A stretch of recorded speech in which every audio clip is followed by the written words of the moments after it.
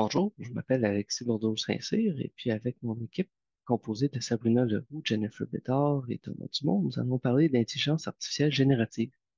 Donc, pour commencer, qu'est-ce que c'est que l'intelligence artificielle générative? Ben, c'est un type d'IA qui est capable, comme le nom le dit, de générer soit du texte, des images ou un autre type de données à suite d'une demande d'un usager. Comment ça marche? Ben, ça commence par des algorithmes d'apprentissage machine ou machine learning en anglais. Il y a plusieurs types d'architecture pour ces algorithmes-là. Vous aurez peut-être entendu parler des réseaux neuronaux récurrents, par exemple, RNN, qui est un type d'architecture qui revient souvent.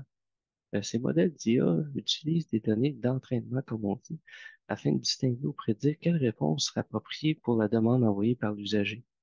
Ils fonctionnent par itération, puis utilisent le principe que ces réponses étaient bonnes dans le passé, elles le seront encore dans le futur. Durant l'entraînement, on peut imaginer le processus par une assignation de succès ou échec à chaque réponse que l'algorithme donne. Par exemple, si on pose la question quelle est la couleur du ciel et puis qu'il répond rose, ben là, ça serait un échec. Alors que s'il répond bleu, ben là, ça serait un succès. Et puis la prochaine fois que l'algorithme se fait poser la question quelle est la couleur du ciel, ben, il va répondre bleu en se basant sur ses succès antérieurs.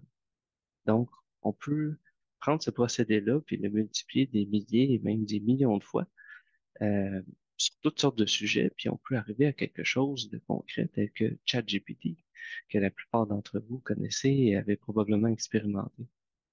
Ce dernier fonctionne d'ailleurs avec des résultats de type texte, alors que d'autres, comme DALL-E, par exemple, fonctionnent en donnant des résultats sous forme d'images.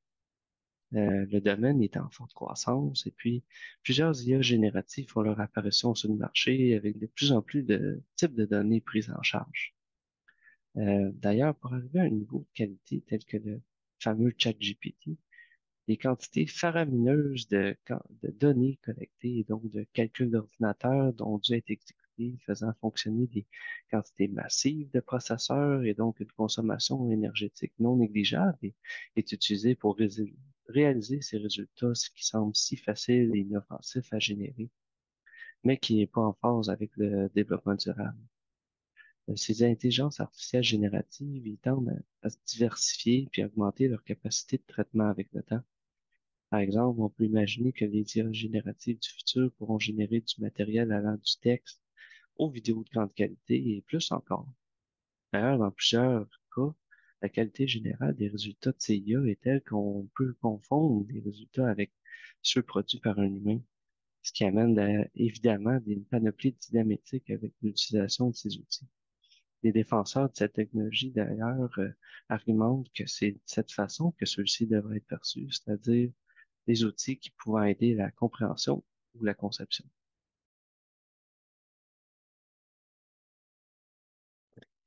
Donc, on peut aussi se demander quelle réglementation ou stratégie pourrait devoir être mise en place pour gérer les risques associés à l'IA générative. Les risques perçus par l'introduction de cette technologie dans une grande majorité de secteurs et d'industries s'inscrivent dans un débat public qui est beaucoup plus large, à savoir celui de la place, du rôle, mais aussi des limites des technologies algorithmiques dans nos vies ainsi que dans la société. Les grands risques actuellement soulevés selon PwC et Deloitte s'inscrivent dans des préoccupations face à l'éthique, à la transparence, la confidentialité et le consentement des données utilisateurs, la fraude, la désinformation, les biais et la discrimination, les droits humains ainsi que les perturbations du marché du travail et les droits d'auteur. En ce sens, les recommandations d'experts, dont plusieurs sont signataires de la lettre ouverte très controversée du Future of Life Institute en mars 2023, s'articulent autour d'un développement de systèmes de gouvernance robustes qui viendraient encadrer et soutenir les avancées de l'IA, mais ce, sans la ralentir. Des exemples concrets de ce qui pourrait être mis en place, il y en a plusieurs. Donc, à savoir la création d'autorités de réglementation compétentes dédiées à l'IA afin d'encadrer légalement les avancées technologiques. On pense aussi à l'élaboration de systèmes d'audit et de certification afin de mieux distinguer le réel du synthétique et identifier les biais et autres utilisations abusées. On pense aussi à des incitatifs à la transparence. Donc, par exemple, que les compagnies devraient pouvoir expliquer la provenance de leurs données ainsi que la structure de leur modèle. On réfléchit à l'instauration de normes et de responsabilités et de conséquences, en fait, pour les dommages causés par l'utilisation néfaste de l'IA afin d'en encourager une utilisation éthique, mais aussi responsable. Le financement public adéquat aussi est au cœur des préoccupations afin de soutenir la recherche technique sur la sécurité en intelligence artificielle, mais aussi pouvoir créer des centres spécialisés exclusivement dans la recherche de solutions aux enjeux économiques et politiques de l'introduction technologique de l'IA. On parle aussi de s'assurer que les institutions sont bien dotées en ressources pour faire face aux perturbations économiques et politiques que l'IA pourrait entraîner, et finalement de collaboration internationale dans l'élaboration de chartes éthiques, par exemple, qui seraient partagées afin de limiter certains enjeux, dont la désinformation, à laquelle on peut penser, par des accords mondiaux en faveur de l'IA responsable. Au niveau législatif, le Canada développe d'ailleurs, dans le cadre du projet de loi C-27 au fédéral, la loi sur l'intelligence artificielle et les données, afin d'orienter l'innovation en matière d'IA au pays, mais aussi réduire les cas de préjudice et interdire les usages frauduleux. Cette loi vise aussi à renforcer la confiance des Canadiens dans leur usage quotidien des technologies de l'IA, et les gouvernements cherchent donc à stimuler l'acceptabilité sociale de l'intelligence artificielle tout en permettant une croissance économique soutenue du secteur, en mettant à égalité la protection des citoyens et les intérêts d'une industrie qui est florissante. La mise en place d'un cadre juridique concret et rigoureux permettra aux entreprises canadiennes d'aligner leurs activités sur les exigences à venir dans de nombreuses autres juridictions, dont par exemple l'Europe, le Royaume-Uni et les États-Unis. Finalement, l'éducation sera une stratégie centrale à déployer afin de mieux gérer la réponse aux risques de l'IA. Une population plus éduquée et moins réfractaire aux différents changements provoqués par cette nouvelle technologie disruptive saura d'autant plus être critique et adoucir l'effet des craintes non fondées. Une littératie numérique partagée permettra aussi une meilleure adoption de la technologie, tout en permettant de rester critique face à ces enjeux.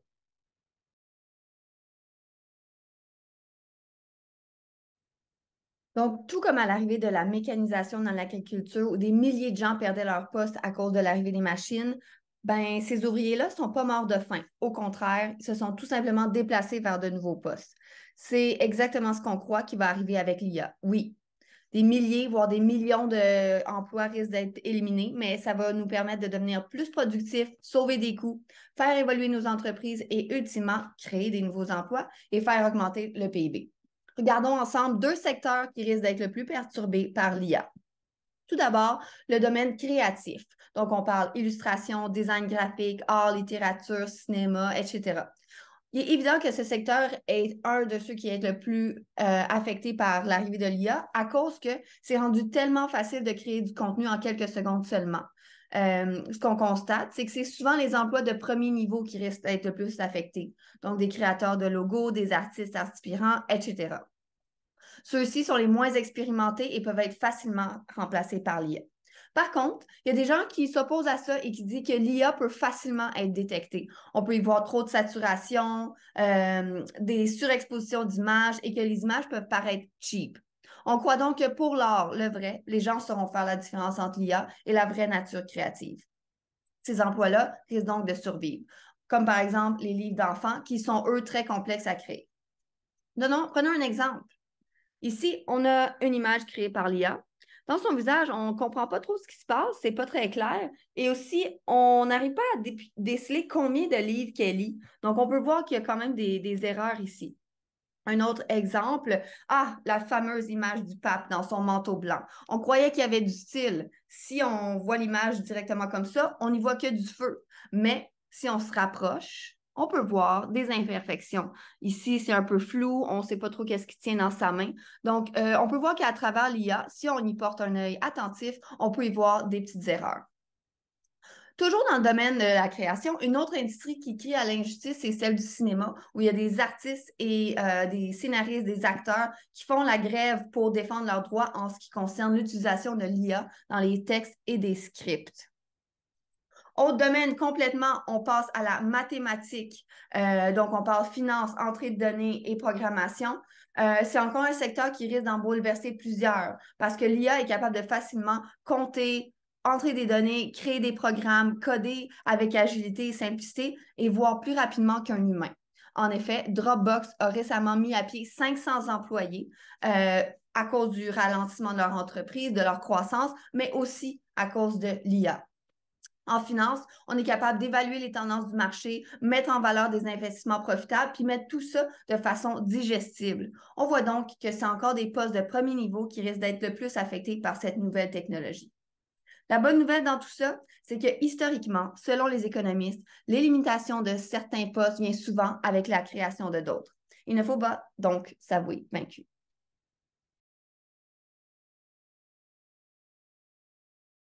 Excellent. Donc, laissez-moi vous parler maintenant des défis et des avantages de l'IA générative. Donc, comme mes collègues l'ont mentionné, l'IA générative, c'est une opportunité qui change la donne et qui nous va aider à travailler beaucoup plus intelligemment et à nous développer plus rapidement. Et justement, l'avantage principal de l'IA générative, c'est l'efficacité que ça nous apporte.